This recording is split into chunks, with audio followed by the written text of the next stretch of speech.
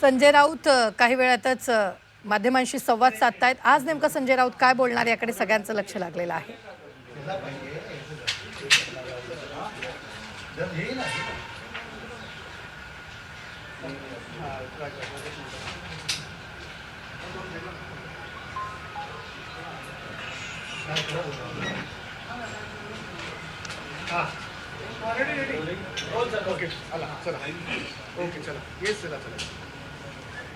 रावसाहेब, सगळ्यात आधी तुमची तब्येत कशी आहे, उपचारांना कशी तुम्ही प्रतिसाद देता? महानगरपालिकेच्या निवडणुका जाहीर झालेल्या आहेत, त्याच्यामुळे तब्येत सुधारायला हवी। तुमच्या समोर उभा आहे बोलण्यासाठी। उद्धवजींची परवानगी घेऊन आणि काल तारखा जाहीर झाल्या मुंबईसह 29 महानगरपालिकांच्या। त्यानंतर अंगामध्ये उत्साह संचारलेला आहे। औषधं वगैरे नंतर पाहू काय करायचं ते, किंवा ट्रीटमेंट चालूच राहील।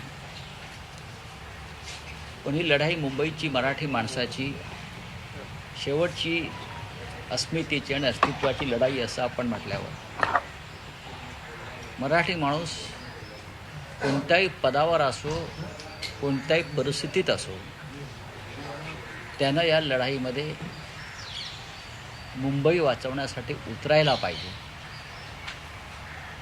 असं आमच्यासारख्यांचं म्हणणं आहे, ज्याने या मुंबईचे अनेक लढे पाहिले, लढले, संघर्ष केला। हिंदू हृदय सम्राट बाळासाहेब ठाकरे यांच्या नेतृत्वाखाली त्यांना स्वस्थ बसता येणार नाही। मुंबईमध्ये गेल्या काही दिवसापासून काही पोस्टर्स लागले मुंबई वाचवण्यासाठी, मराठी माणसाला आवाहन करणं। त्यात कोणत्याही पक्षाचं नाव नाही। सरकारला भीती वाटली आणि त्याने एका रात्रीत हे सर्व पोस्टर्स काढायला लावले।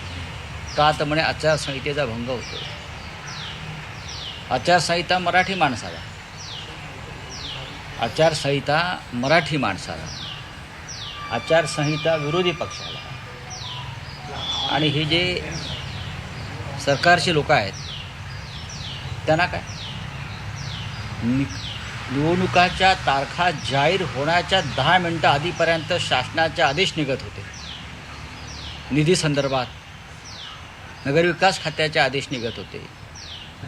हा विकासाच्या घोषणा होत होत्या आणि मग ते सगळं पूर्ण झाल्यावर निवडणूक आयोग 4 वाजता तारखांची घोषणा करते।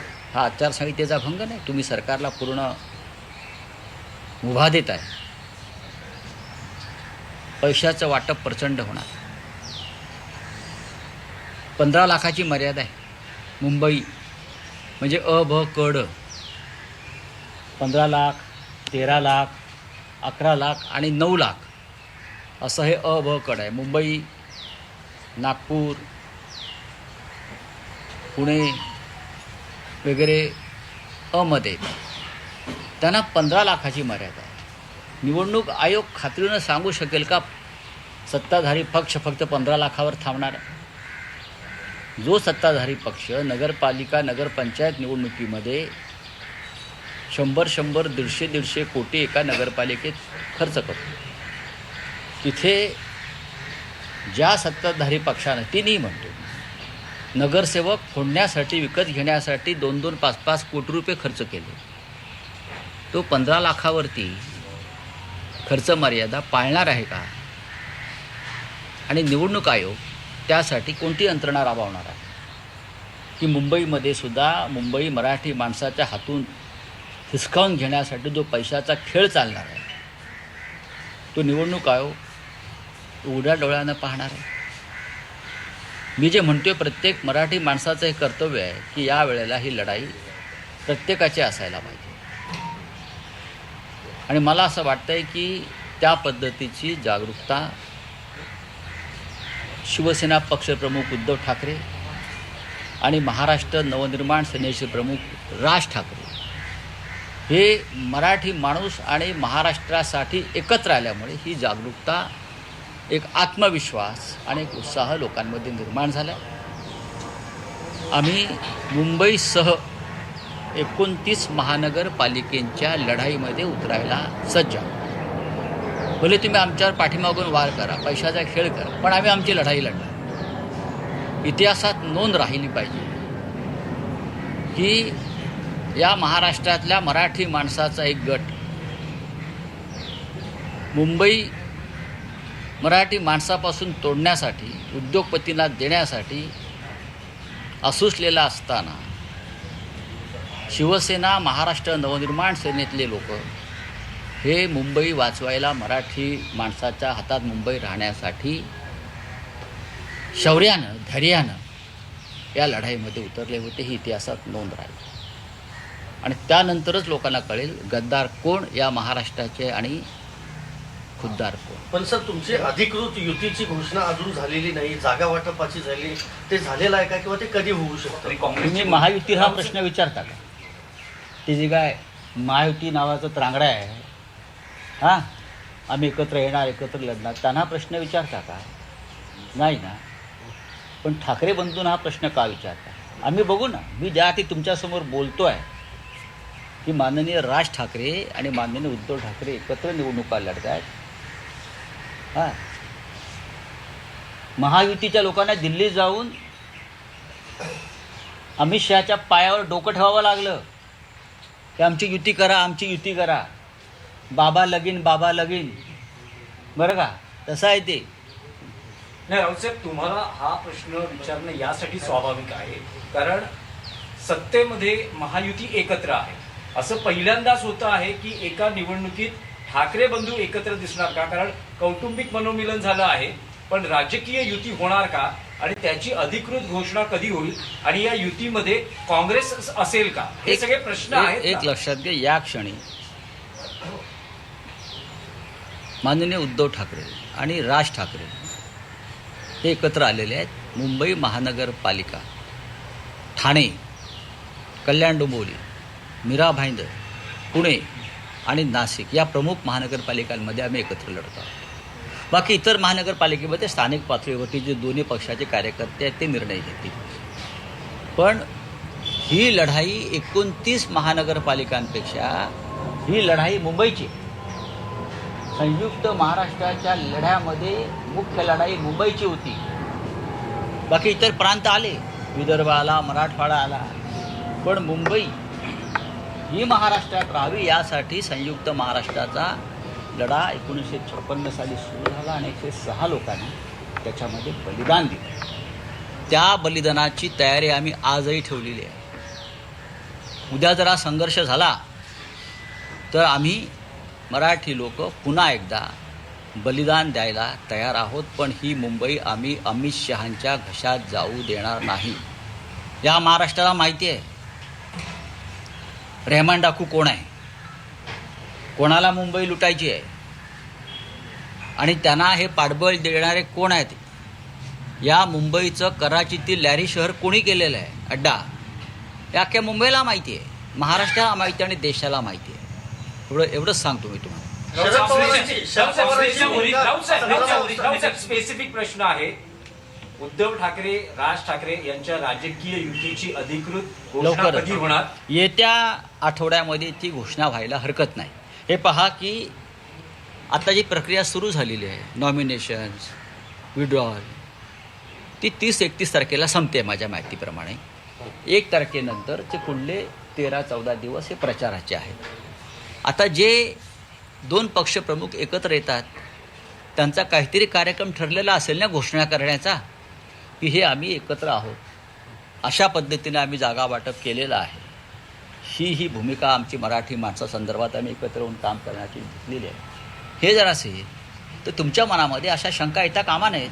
काँग्रेस सोबत असणार का? तुम्ही काँग्रेसच्या वरिष्ठ नेत्यांशी बोलणार होता. काँग्रेस या क्षणी सोबत आहे असं मला दिसत नाही.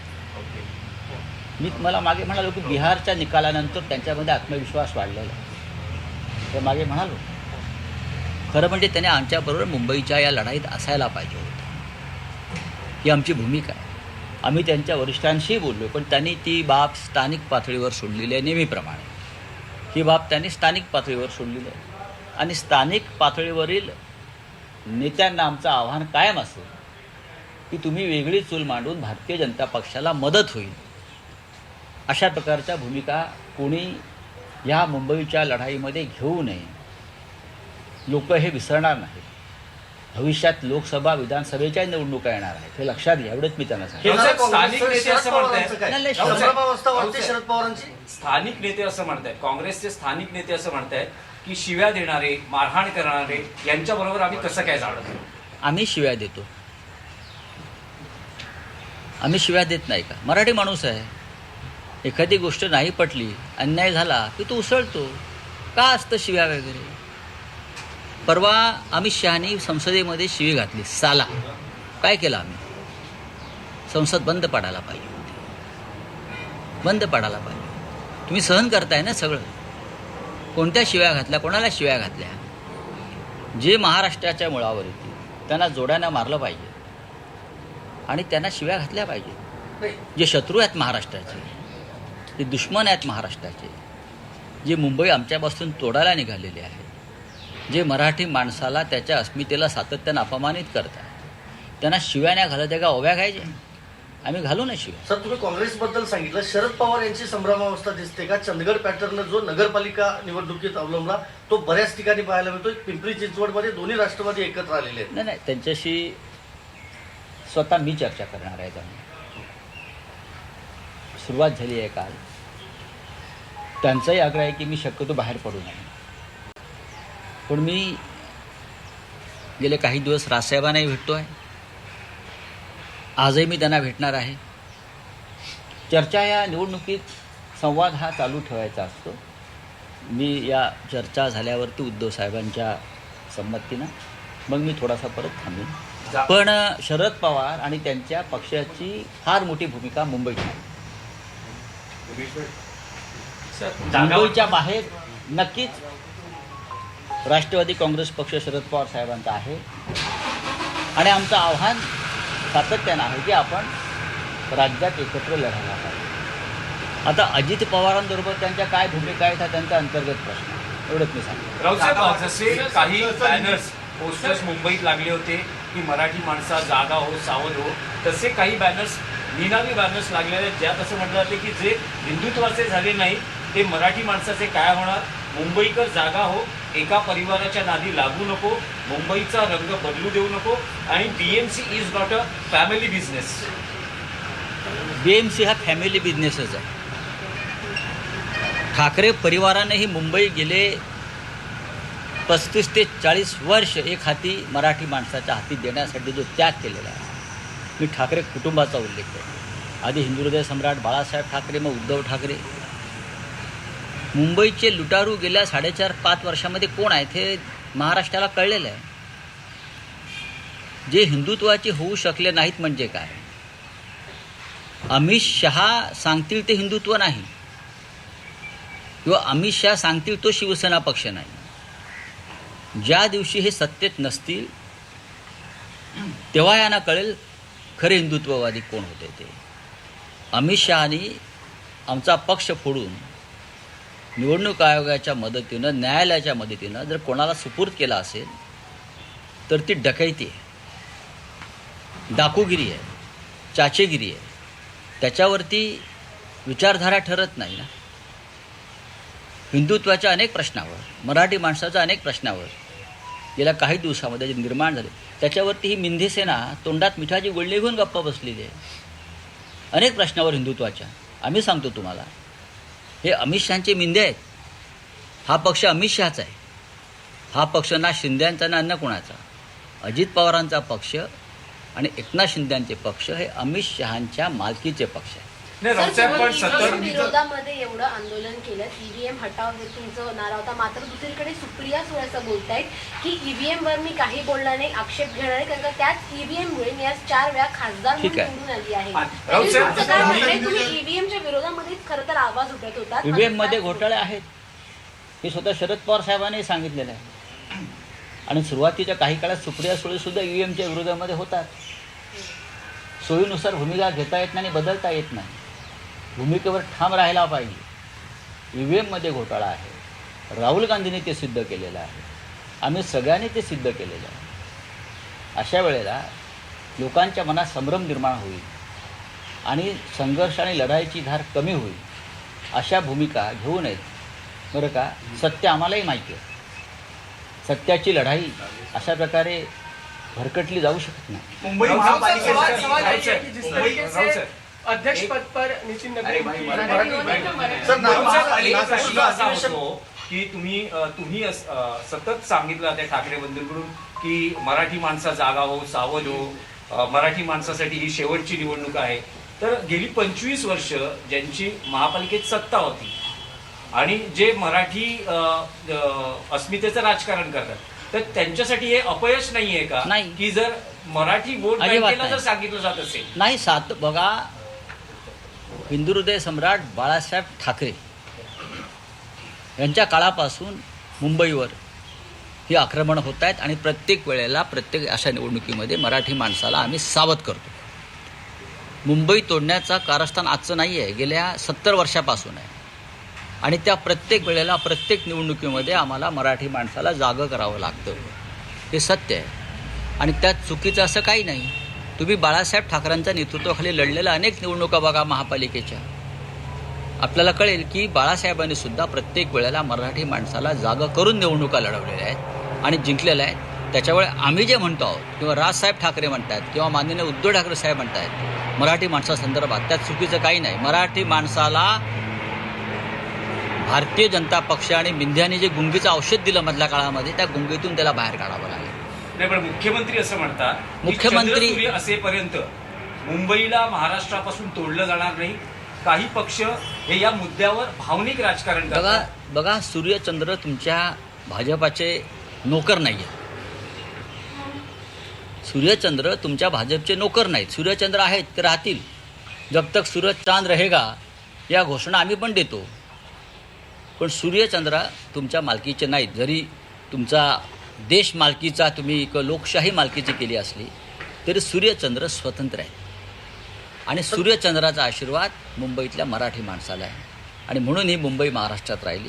काँग्रेसचे ज्येष्ठ नेते त्या काळातले सका पाटील, बरं का, यांनीही वेगळ्या प्रकारे घोषणा दिली होती, सूर्यचंद्र असेपर्यंत मुंबई महाराष्ट्राला मिळणार नाही. तेव्हाही आचार्य म्हणाले सूर्यचंद्र तुमच्या बापाचे नोकर नाहीत, ते आमचे. तेव्हा या घोषणा देवेंद्रजींनी देऊ नये. मुंबईतला मराठी माणूस आणि मुंबईचं अस्तित्व धोक्यात आहे आणि तुम्ही तर अधिक धोक्यात आणता या निवडणुकीत, हे मान्य करा. आणि आम्हाला असं वाटतं की आमची लढाई ही मुंबई आणि महाराष्ट्र आणि मराठी माणसासाठी आहे. त्याच्यामध्ये कोणी खो घालण्याचा प्रयत्न आज करा. आज शिवसेनेचा मेळावा आहे. आदित्य ठाकरे संबोधित करणार आहेत. महत्वाच्या पत्रकार परिषदा आदित्य ठाकरे घेतात. एक नवं नेतृत्व उदयाला येते. चांगली गोष्ट आहे, स्वागत आहे. मुंबईची जबाबदारी नाही. खास करून त्यांच्याकडे बघा, त्याच्यावरती माननीय उद्धव ठाकरे साहेब बोलते. आज आदित्यजींचा एक मेळावा आहे आणि तो महानगरपालिका निवडणुकीसंदर्भात मार्गदर्शनपर मेळावा आहे.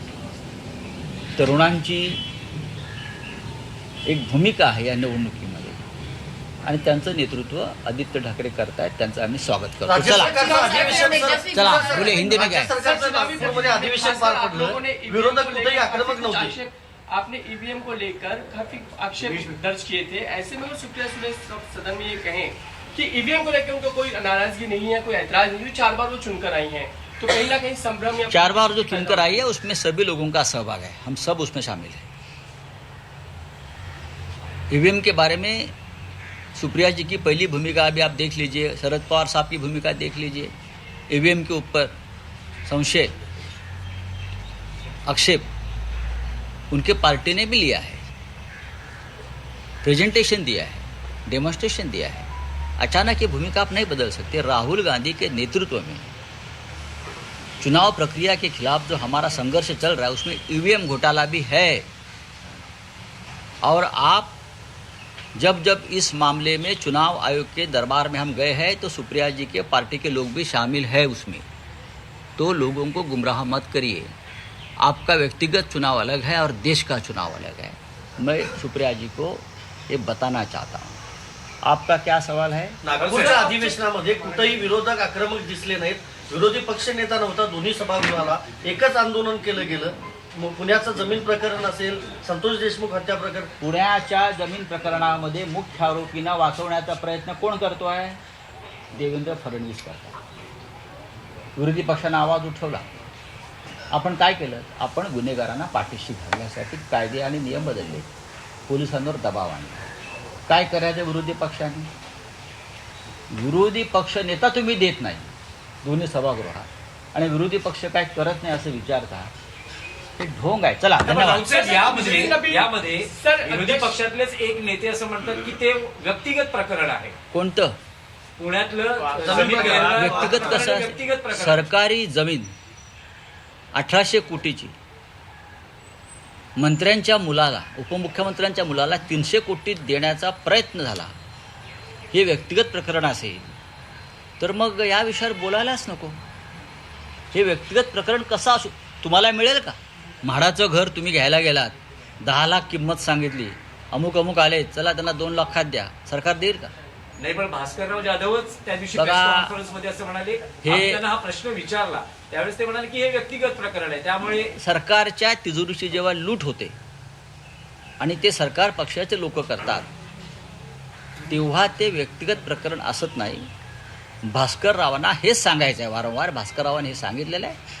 तुम्ही त्याचा कधी वेगळा अर्थ काढला असेल, अभी हो गया. एक दोन मराठी एक प्रश्न सवाल है है कि अध्यक्ष पद के तौर पे उन्हें कार्यकारी अध्यक्ष पद पर नियुक्ति की गई है. अच्छी बात क्या है, लग उनके- रहा है संघ का कहीं भी कुछ चल नहीं रहा, बीजेपी देखो, ट्रैक पे है.